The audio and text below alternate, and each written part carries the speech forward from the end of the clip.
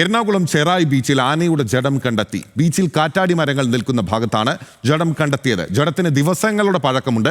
വനംവകുപ്പ് ഉദ്യോഗസ്ഥരെത്തി തുടർ നടപടികൾ സ്വീകരിക്കും. വിവരങ്ങളുമായി സഹിൻ ആന്റണി നമുക്കൊപ്പം ചേരുകയാണ്. സഹിൻ, എങ്ങനെയാണ് ചെറായി ബീച്ച് പോലൊരു സ്ഥലത്തേക്ക് ആനയുടെ ജഡം എത്തിയത്? എന്തൊക്കെയാണ് വിവരങ്ങൾ? ബിനില്, അതിന് കഴിഞ്ഞ ദിവസം ഈ ഫോറസ്റ്റ് ഉദ്യോഗസ്ഥർക്ക് ചില വിവരങ്ങൾ ലഭിച്ചിരുന്നു. അത് ഇങ്ങനെയായിരുന്നു ആ ഫോറസ്റ്റ് ഉദ്യോഗസ്ഥർക്ക് വിവരങ്ങൾ ലഭിച്ചിരുന്നത്. അതായത് കോടനാട് അടക്കമുള്ള ഭാഗങ്ങളിൽ നിന്നും ചില ആളുകൾ ഫോറസ്റ്റ് ഉദ്യോഗസ്ഥരെ അറിയിച്ചതാണ്. ആന ഒഴുകിപ്പോകുന്നത് കണ്ടു എന്നുള്ളതായിരുന്നു അന്ന് അവർക്ക് വിവരം ലഭിച്ചിരുന്നത്. പക്ഷേ ഇപ്പോൾ ചെറായി ബീച്ചിലാണ് ഒരു ആനയുടെ ജഡം കണ്ടെത്തിയിരിക്കുന്നത്.